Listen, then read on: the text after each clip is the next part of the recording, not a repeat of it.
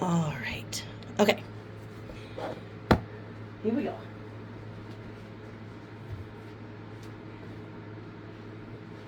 We'll get the giggles out of the way first. I can't be Okay. All right, Haley. So, where do you want to start? Should we start talking about what your goal's been and how it's been going, or do you want to review the partnership agreement first? Okay. Then when we do this last, because Okay. we haven't reviewed it for a little while together, so we'll make sure we're still on track and Yep. honoring what we're supposed to be doing for each other. So, okay. So, goal was positive intent, and then I know we reviewed your video from outside, which was interesting because when you loaded it to Sydney, obviously I couldn't go in and Yeah. add comments along the way, but we did sit and eat and watch it together, which was really good. So, I mean, what were your takeaways from that as far as like areas that you found were strengths, and then maybe ones where you thought, oh, I could try this instead? I think my mind's where it needs to be with it, but I think my wording, I'm working on the wording piece Mm-hmm. of like using "you must have forgot" instead of Yeah. like "try this." So do you I don't- feel like in times of, sorry, go ahead. No, I was just trying to make it make sense. That's all.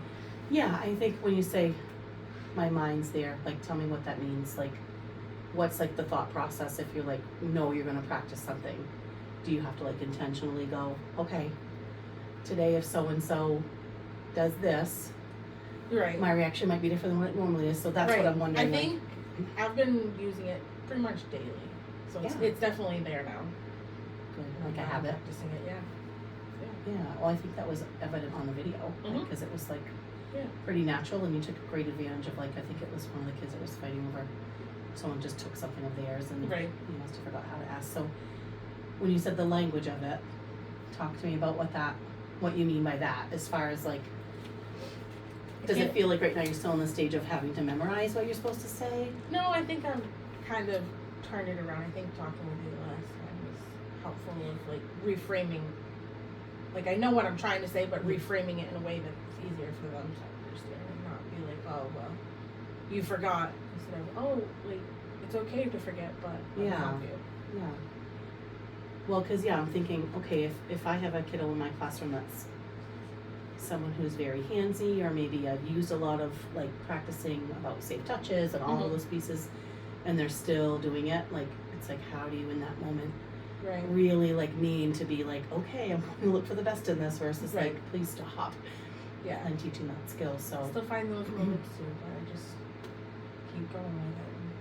Hope at some point it sticks. Do you feel like, though, in your head that you're able to go, to recognize that?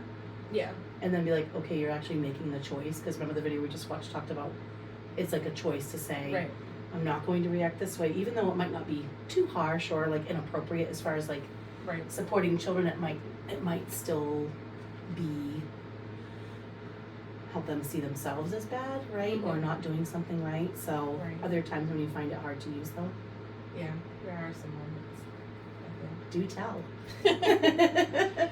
You know, sometimes we get those kids that just they know they're just Yeah. poking buttons at that point. And Yeah. And you know what your kind buttons of are? stop. Yes, I do. We You all kind have of just buttons. stop and you think like Mhm. they know, but just for reframe it as in like you know they're not being bad. They just need your perspective on how they really are. Yeah. Yeah. 'Cause they are good kids. They just Yeah.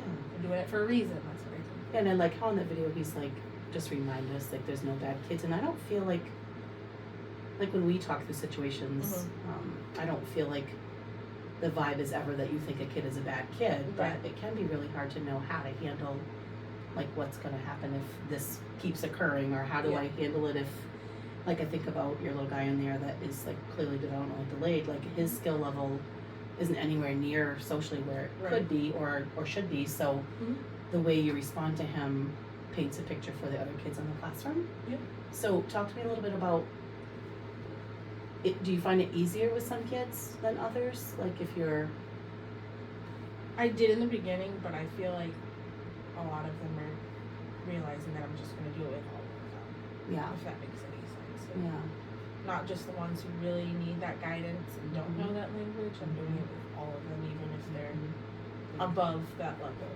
yeah, and I think like That's great, because I think about what that must feel like for the atmosphere in your classroom. Like if kids know it's okay to make a mistake, and that even if maybe you're assuming that they didn't mean to do it, but we know Right. they probably really were testing a limit, right? Right. And then it still sets that tone of like safety, and I think about like the safekeeper piece and how important that is to like connect those two together, where Right. the safety is in the fact that you can make a mistake and I might have to be firm and put a boundary with you, but I'm also going to support you to work through what that Right. looks like and set Yep. that stage. Well, good. So, and then this one was the one for hurtful actions, which I think is a little bit more, I like that. yeah, so talk to me about what stood out for you. It's easy to do in a situation where it's like, oh, someone took my work. Oh, you must have forgot how to ask. Yep. Like we heard you doing with the kids at the mud kitchen on your video, Yeah. which was really good. And your timing was great, and your tone was really great as far as like, if I were a kid there, I would know that you were there to help me with that language. Right. So, but it can be different to assume positive intent when a kid is being really hurtful to somebody else. So, talk to me about what stood out for you from this little caption. I think just like an overall perspective of it, honestly. Like, I think of kids who it may look hurtful to you, but they don't have that language. So you really have to stop and kind of observe for like a split second and see, like, is it really, are they just being, you know, stinky towards other kids, or do they just not know how to speak? 'Cause usually it's over a toy or something. Yeah. So, what do you think that's like for the other kids? In general, like for the Well, so if actions you, or sorry, go ahead. no, no. I'm just- If you're going to a child who's just been hurtful, like obviously you would check on the kid that's hurt, but if you're going to a child who had just been hurtful and giving like that compassion of, oh, like you don't have the words, let me help you with the words, or Right. however you would support that. If I'm a kiddo watching that, or the other kids are seeing that, I mean, I think, what do you think the impact is on them versus if you were to say, you're done playing here, get out. If you're gonna be hurtful, you're not playing here, but in your mind, you know there's a missing skill. Right. Or maybe no language, so the frustration level is high. So I'm just thinking about, I Other want kids. you to see what the impact is Yeah. on your whole setting with that. To be honest with you, that makes more sense now. I think it does impact, and you always get those kids who kind of watch as they're having conversations, and I kind of like it because they can listen and actually get that language of what I'm trying to say to them. Mhm. I'm not like, you're done, you know, we're Mhm. talking about it, what we could do differently, just not be hurtful kind of thing. Yeah, because it makes me think about, like, I know when I was teaching in the classroom, and I've shared a lot of stories about my imperfect moments. I would do a lot of like walk away, like if you're not ready, but then when I would go back and say, are you ready? Well, of course, their answer is yes, because they just want to play. Right. And they sometimes don't even know what they did that they shouldn't have done, or they know they're in trouble, but they don't even remember why, which is why we know things like timeout don't really work. Right.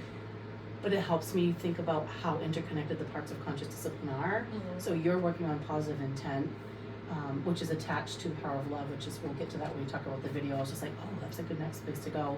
But what I love is it talks about that encouragement piece, which is another power and skill, and also talks about the noticing piece, right? So like, I noticed that you wanted that, but you couldn't have it. And that's hard, right? And that's, saying that to a child is so much more powerful than like, oh, I'm just in trouble and I don't know. So if someone was hurtful and you really had to do a little bit of space away for a body break, which happens, we know that with our kiddos sometimes, that noticing of like, not just saying, are you ready? But, oh, it looks like your body's calm. I can see that like your shoulders are relaxed and your breathing is slower. Like, thinking about how we really discuss what it is like to be calm and using that language, like, are you calm, and do you feel like you could go join a group, Right. or do you need to work alone a little longer if you want to? Right. But either way, it's like their decision and empowering to them. So I think it's neat to see the connections between all the different powers and skills. And Their biggest thing that they do, like when they just need that space, is they'll ask just any teacher, and it's like, can we just walk and just walk around the playground, and that's like their calm down moment. and connection. Yep. I mean, if they're asking you guys, so do you have kids that maybe don't know how to ask yet? Yeah, we've got like a lot of young threes, just general 3-year-olds, so they don't So how have does that that work? language. So I usually will give them an option, like, do you want to play in your own space, or would you like me to do something with you to keep you calm? And and they usually Which are choose the adult. Yeah. Yeah, it makes me think about bringing some of the I love you rituals into the classroom so infant toddler does them a lot, but they're really cool. You guys Yeah. used to do them at group time, I remember Yeah. that with partners, so. Yeah. But I think about how many kids that we serve with DHS who have lost family members, or Yeah. you're a little guy that is going through like the adoption piece. I think they're doing termination of parental rights for our his connection to another adult is pretty critical when you think about a child trying to rationalize not seeing somebody anymore. Right. I'm not sure how that, I just wonder what that's like from their perspective, which obviously we Yeah. can't see, but I think it's pretty impactful that they could ask for help and know that you would be there for them. Mhm. So it sounds like you feel like you have a pretty good grasp on this being part of who you are now and the way you are in the classroom. Yeah. So I definitely want you to think about if you want to stick with this or if you want to necessarily work on, I mean, we'll talk about the video too, because I think there's some good stuff we can pull out of that. But like when I just connected like noticing to encouragement to maybe thinking about the next natural step might be to pick one of those that we know builds right off of this for you. But I want you to pick that. That's what I was thinking at the same time. Yeah. Just before you said that, actually, it was just kind of like something to piggyback on it.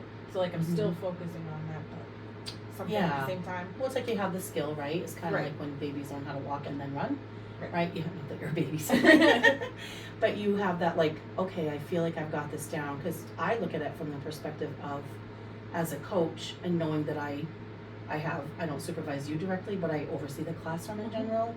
For me, if you're modeling this innately, then the new staff in your classroom should be able to pick up on that over time. And yes, they'll get trained, but having you as an example is really good for them. Yeah. And obviously sets that stage for hopefully when they are trained, they would, in conscious discipline, they would be like, oh, that's what she's doing. Like that's what we want, right? Those connections. Right. So, so let's discuss the video, and then I think we can really think through what we want to do next. And if you want to stick with us, we can too, but I want you to, obviously, it's your choice here. Okay. Leading the way here. Yeah. Okay, so I took some notes, I know you did too. And so tell me from the video. So the video was basically about positive intent, power of love, but a little bit of a different format than we're used to as far Yeah. as when we're talking about that. So I have a few things Yeah. that kind of stuck out to me. I'm anxious to hear. Just hearing the part where they say children who act poorly think poorly, it makes you really think about like, is that how they really feel? Sometimes like we don't think about it all the time. Yeah. That kind of stuck out for me. Why do you think that stood out so much for you? Because I think of kids who just don't know, and some who do, and I don't know how to word it so it makes sense. They just need that guidance here, because they might not get it at home, if that makes any Yeah. sense. Well, and at home there aren't 15 other children, Yeah. right? Right, Well, yeah. I mean, there could be. Yeah. But typically, so it's a very different and unique Yeah, environment. so being like that staple for them here and making sure that we're like supporting their needs and guiding them the right way if they don't get it at home. Yeah, and I think to me, for me, what I hear you saying is like, even though if it's a kid that's really like has a lot of challenges, like even if we're frustrated and maybe we didn't do so well in one day, and we're like, oh, I'll try that better tomorrow.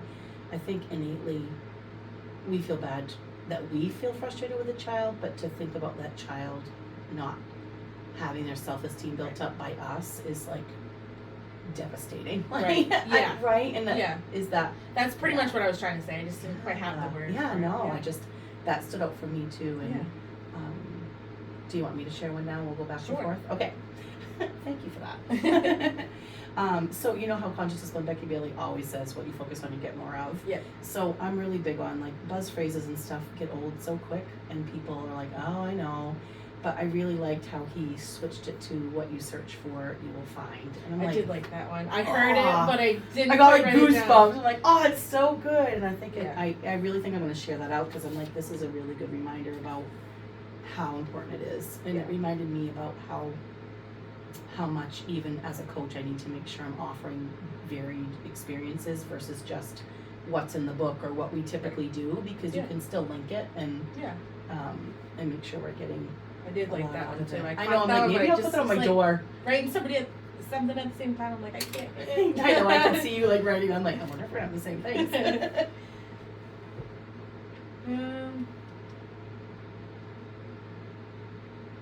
I always see the best in others is the next one I have.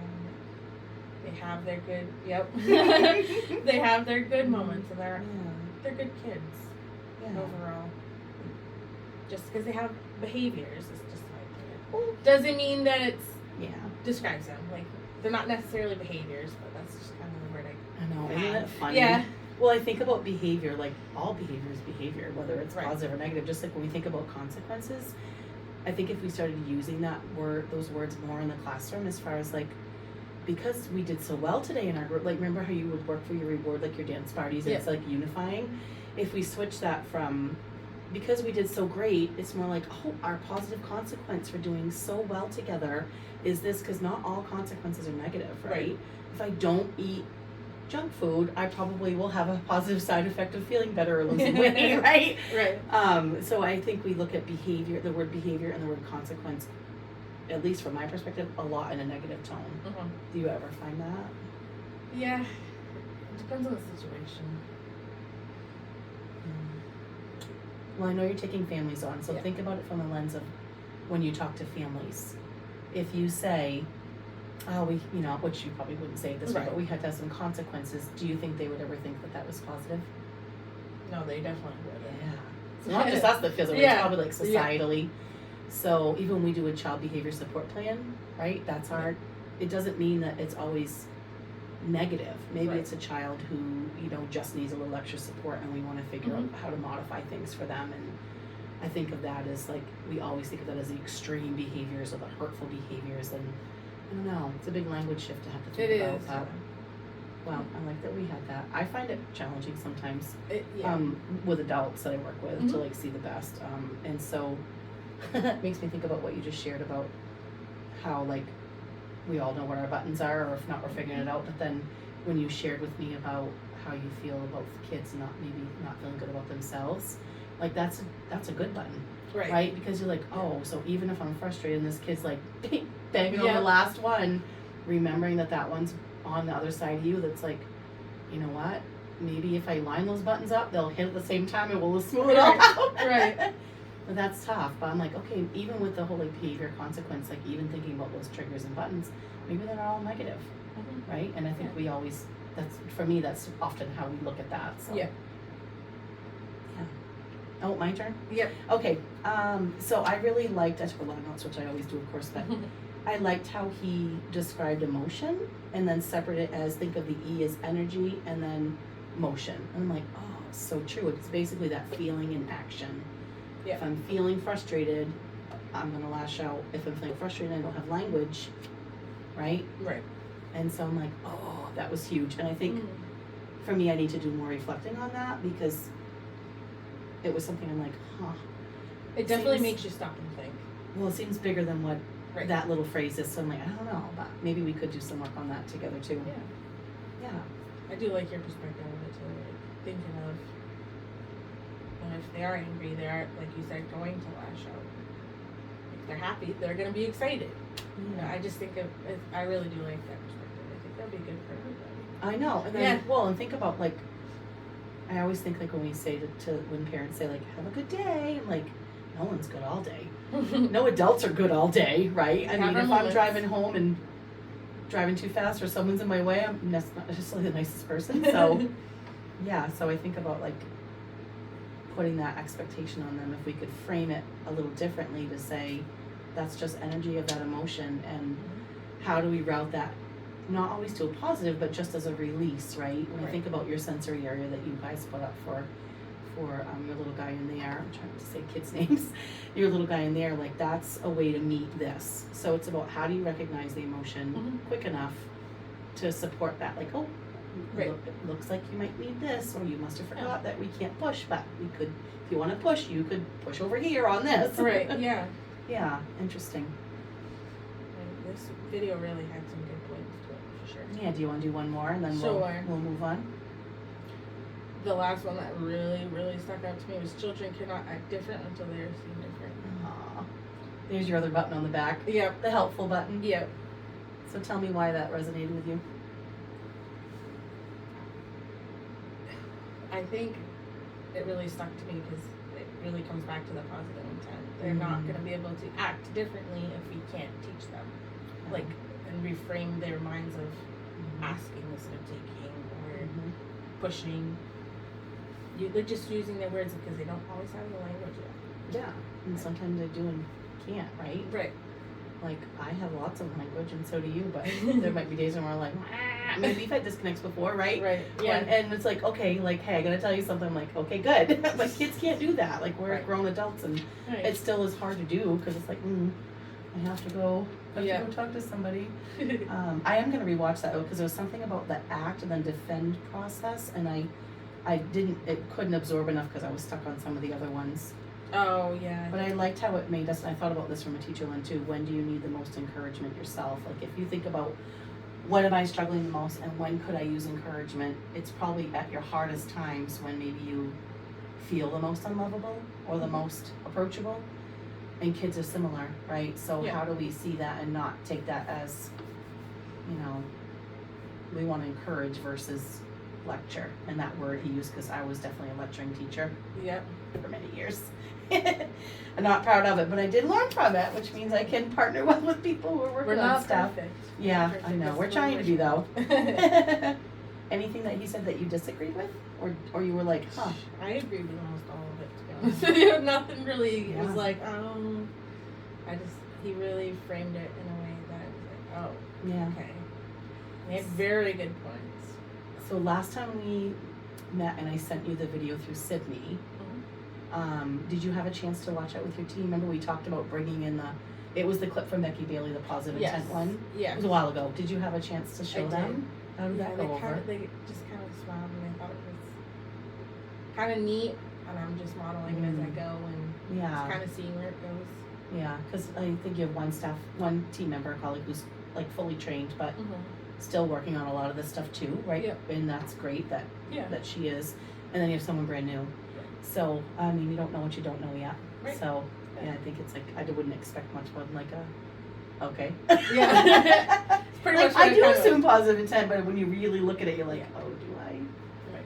I don't know. Yeah. Yeah. It's a hard one. It's a lot of like looking at who you are, what your buttons are, whether it's positive or not, and then being able to self-reflect. So that takes a lot of skill.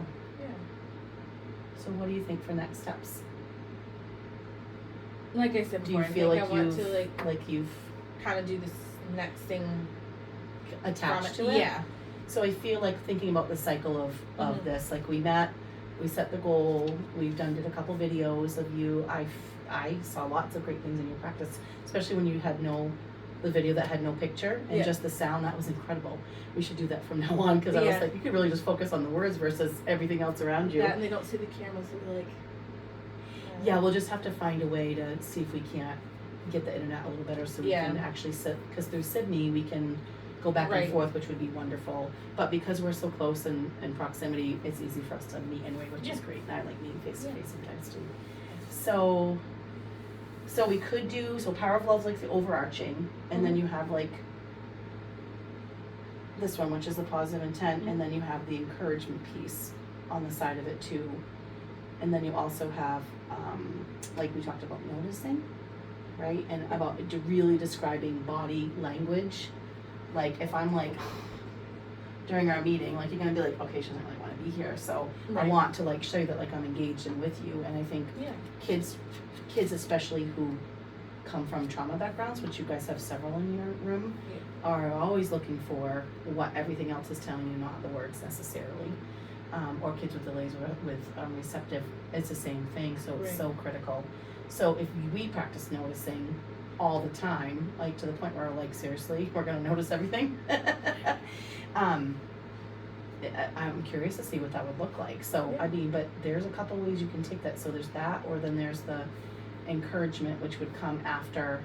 It's similar to when you say, let's practice, right? So the encouragement is like, you could do this, like, let's go, and then reminding like later, Yeah. like, oh, remember we practiced earlier? Like, do you remember what to say? Let's try it again, right? And just all that tone of like almost normalizing the fact that it's okay that you don't remember. Mhm. It's okay that you made a mistake.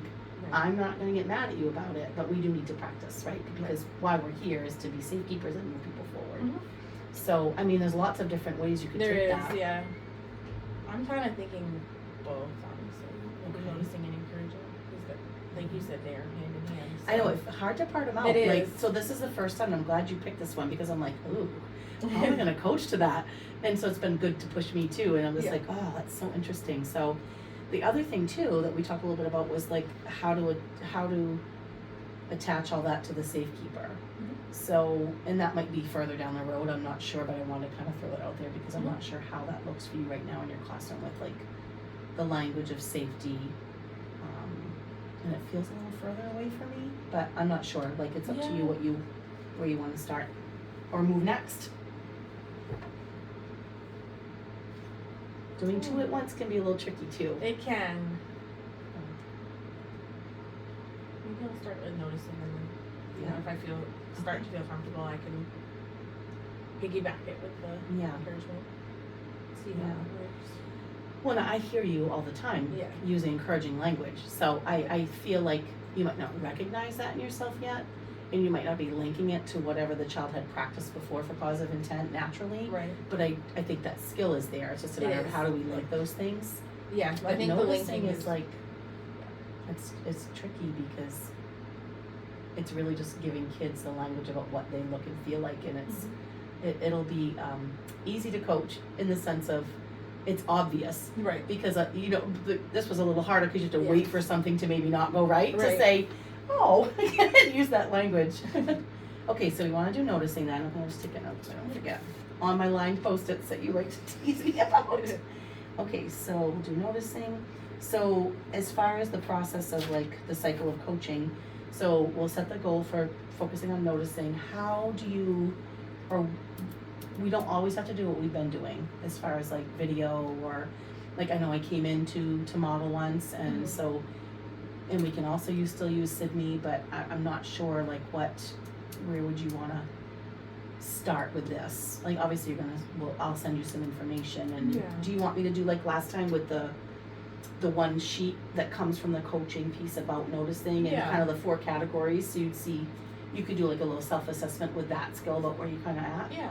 and then figure out, Then kind of go from there. yeah, would that be helpful? I think so. Okay.